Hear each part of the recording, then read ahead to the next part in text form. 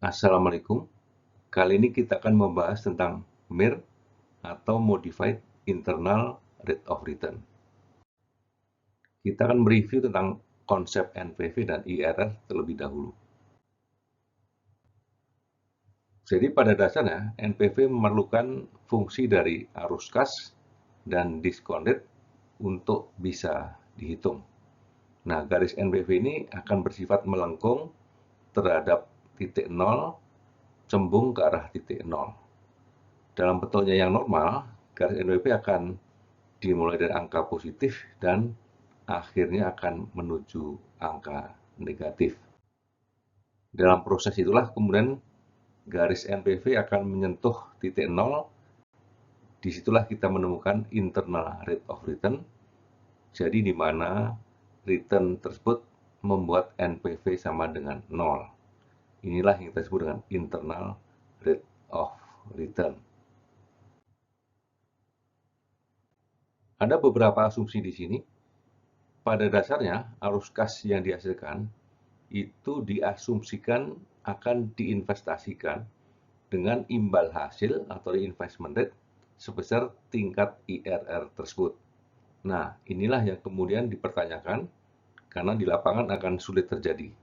Jadi misalnya proyek A menghasilkan IRR A, hasil dari investasinya kemudian diinvestasikan kembali, maka di situ kalau kita perhatikan akan sulit untuk hasil investasi kembali itu investasi yang pertama akan sama dengan investasi yang kedua.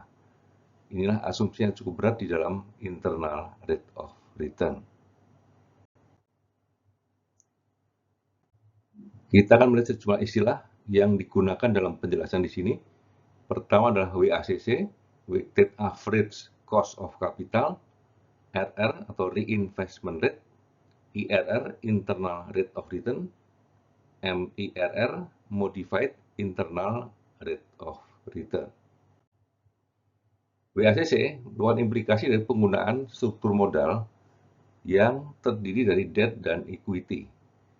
Setiap debt menimbulkan cost of debt, setiap equity menimbulkan cost of equity. Jadi secara rata-rata tertimbang menimbulkan weighted average cost of capital. Ini yang bisa digunakan sebagai discounted pada waktu menghitung NPV atau pada waktu discounted cash flow valuation. Sementara itu, reinvestment rate adalah tingkat investasi kembali yang dilakukan atas arus kas yang dihasilkan dari proyek tersebut. IRR terjadi ketika NPV sama dengan 0, jadi merupakan hasil maksimum dari suatu proyek investasi. Sementara MIR, perhitungan IRR atas hasil investasi kembali atas arus kas yang dihasilkan dari proyek tersebut. Kita akan melihat di sini waktu IRR tidak sama dengan WACC dan waktu reinvestment rate sama dengan WACC. Kita akan menggunakan arus kas ini untuk contoh-contoh berikutnya.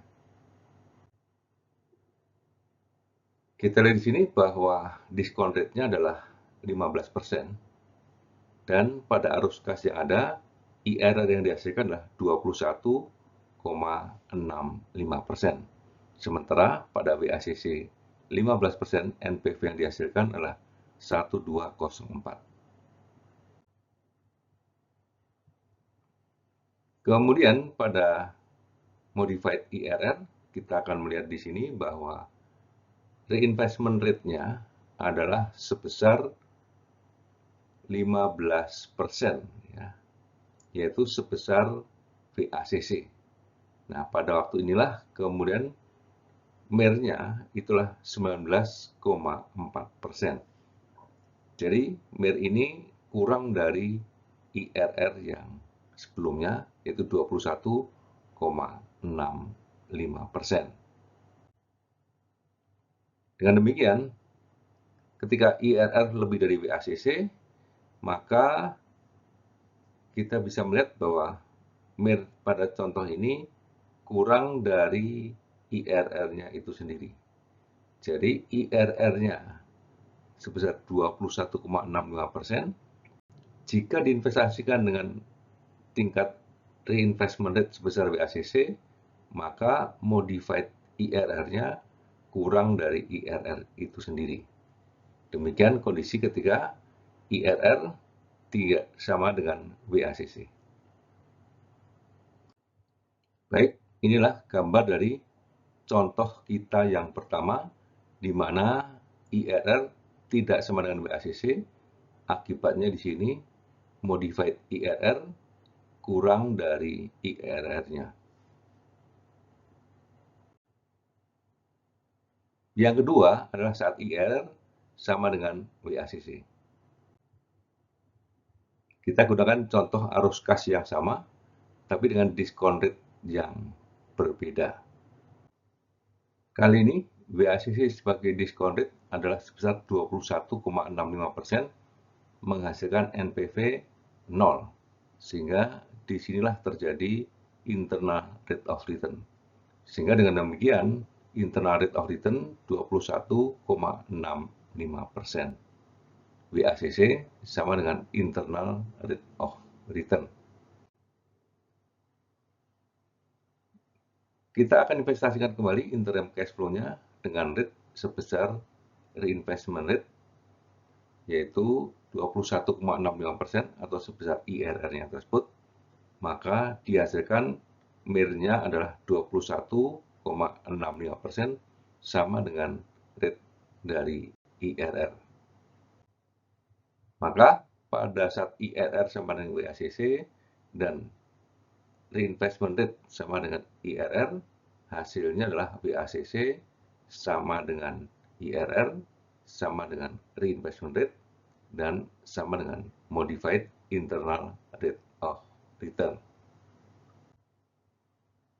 Inilah gambaran dari contoh tersebut secara grafis. Yang terakhir adalah contoh di mana keempat rate tersebut berbeda, kontras dengan contoh yang sebelumnya. Kita menggunakan arus kas yang sama. Pada contoh ini WACC 15%, IRR 21,65%. Jadi 3 kali contoh kita menggunakan atau menghasilkan IRR yang sama. IRR ini tidak akan berubah sepanjang arus kasnya tidak berubah. Kemudian reinvestment rate kita gunakan 17%, maka MIR yang dihasilkan adalah 20,11%. Jadi sepanjang reinvestment rate kurang dari IRR, maka MIR-nya juga akan kurang dari IRR. Kita sampai di catatan akhir. Kita kembali dulu ke konsep net present value atau NPV. Jadi sepanjang suatu arus kas didiskon dengan rate tertentu, diskon rate, dan menghasilkan NPV positif, maka proyek tersebut layak pada rate yang kita tentukan tersebut, tanpa berpikir reinvestment rate dari suatu arus kas interim yang dihasilkan dari proyek tersebut. WACC dapat digunakan sebagai rate yang kita inginkan pada waktu menghitung net present value. Untuk IRR, suatu proyek dikatakan layak jika IRR dari proyek tersebut melampaui atau melebihi dari return yang kita inginkan. Sementara modified IRR ada beberapa catatan di sini. Modified IRR kita gunakan untuk interim cash flow yang dihasilkan dari proyek tersebut. Jika WACC kurang dari IRR dan RR kurang dari IRR, maka modified IRR akan kurang dari IRR. Tapi jika WACC sama dengan IRR dan RR sama dengan IRR, maka modified IRR akan sama dengan IRR. Demikian, semoga bermanfaat. Wassalamualaikum warahmatullahi wabarakatuh.